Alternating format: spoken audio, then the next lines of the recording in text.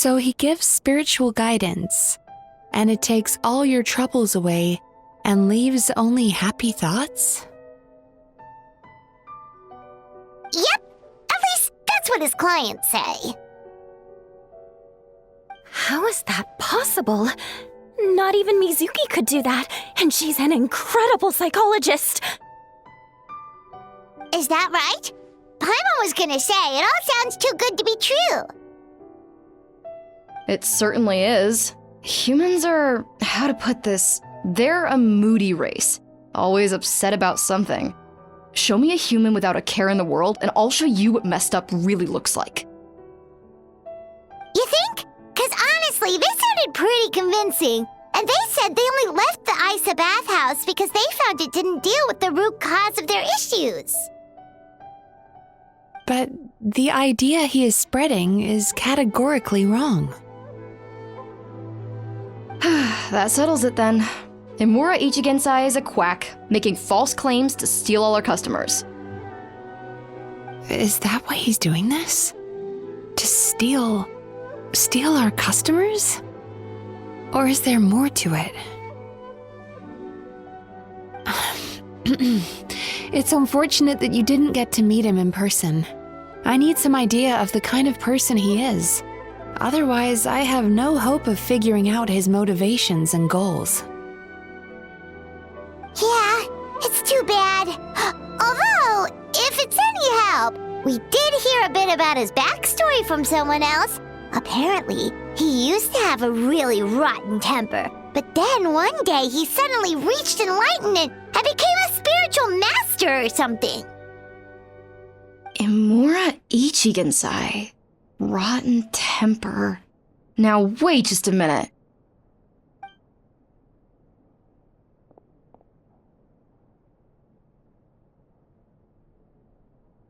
Filing patient records is normally the most tedious job in the world. But once in a while, something mildly amusing grabs my attention. Take a look at this. Amora Chuya? It's him. I remember him.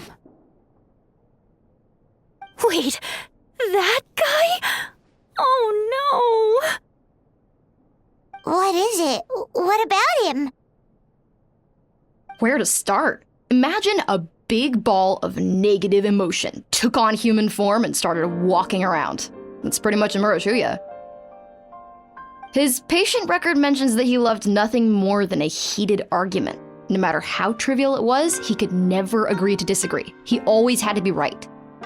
The happiest part of his day would be winning an argument and proving the other person wrong. If he lost, he'd sulk, and if anyone called him out, he'd throw a huge tantrum.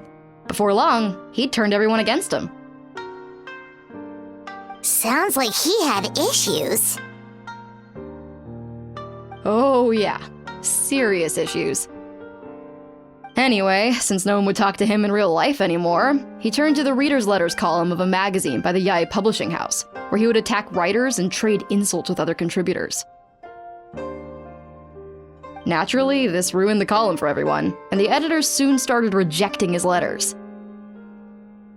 Next thing you know, he's written a complaint letter to the Tenryo Commission, demanding that Inazuma pass a law to make it illegal for the Yae Publishing House to reject letters from readers.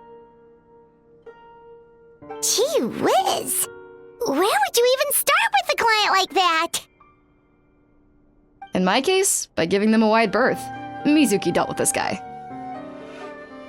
I'm pretty sure he only came here to try and start something. But Mizuki managed to get him into a session, and after some treatment, his mood improved by a lot. Murasaki makes him sound like a rabid animal. He wasn't that out of control. Sure, his personality was very abrasive, but it wasn't hard to see why.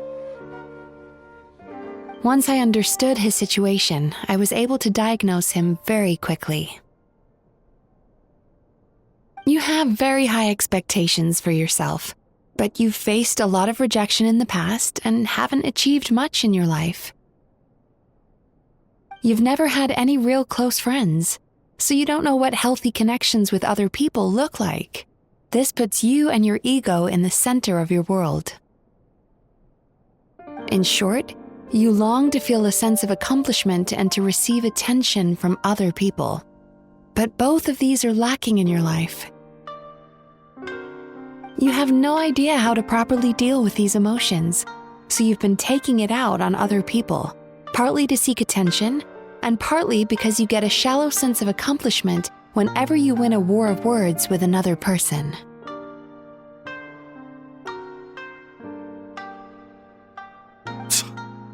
You promised the world in your adverts, and that's seriously the best you can come up with? I'm not even going to bother explaining all the reasons you're wrong. I mean, you completely misunderstood why I even sent that complaint letter. The Yai Publishing House practically has a monopoly on Inazuma's publishing industry. How can they ignore what their readers have to say? In the magazine column you wrote to, your strongly worded letter appeared alongside dozens of others which praised the writer for their work. You can't talk about what their readers have to say without including them, too. No one with half a brain would praise a festering pile of garbage like that. Those are not opinions worth listening to. So when I touched on the idea of you having an egocentric worldview, this is the kind of thing I was talking about.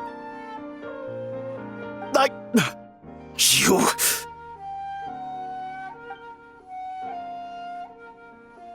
Wow. How the heck did you get him to stay for treatment after dropping all of that on him? Simple.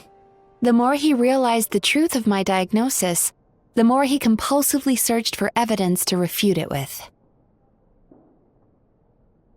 He lost the ability to communicate like a normal human being, so I kept him here by using his preferred mode of interaction: argumentation.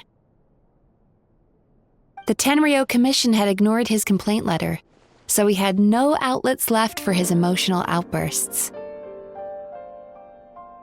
Eventually, with the help of some incendiary words, I got him to agree to try some basic therapy. Finally, I was able to tweak his mood and stabilize his condition. It's a shame, really.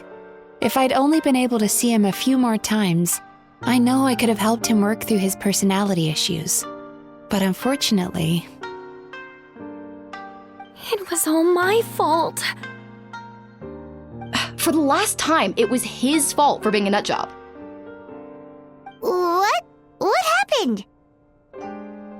Well, one day, he comes in as usual for therapy, but Mizuki isn't here, so Shion sees him instead. I don't know what got into him that day, but he suddenly announced that he wished to be free of his troubles for good, and demanded that Shion make that happen. Obviously, she didn't manage it, and then he pulled out a complaint letter to try and intimidate her. That was the last straw for me. I kicked him out and blacklisted him. He hasn't shown his face here since. Whoa. Anyway, now everyone's had a look at his record. Do we think there's any chance that this guy and Nomura Ichigensai are the same person?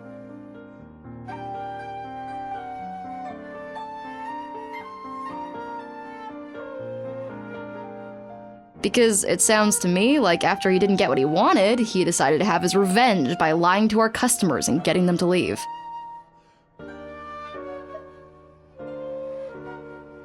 Bad dreams are formed from a buildup of negative emotions in the subconscious. You can't simply trick people into not having them anymore. If Murasaki was right, then surely they'd have seen his lies for what they are by now.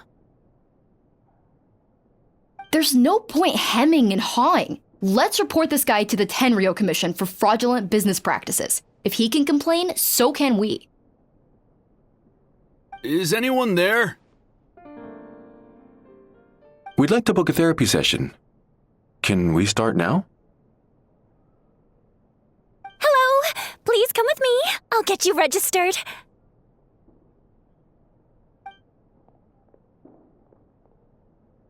Wait, those are the two guys Paimon mentioned earlier. Just this morning, they were calling the bathhouse a scam and a ripoff. How are they back here already? Oh, really? Well, that proves it, doesn't it? I was right. Now that they've realized they were lied to, they've come back. So chin up, Mizuki. I bet you business will start picking up again from tomorrow morning.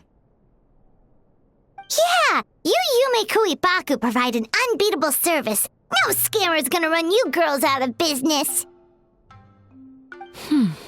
Interesting. Well, good. Murasaki, go help Shion, please. Should have kept my mouth shut. I jinxed it, and now I have to work again.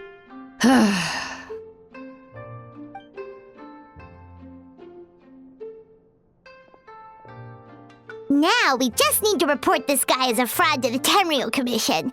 Like Murasaki suggested. Problem solved. It looks like the Isa bathhouse will be back in business in no time. No idea if our investigation actually helped, though. Of course it did. You were a huge help, and I owe you big time for it.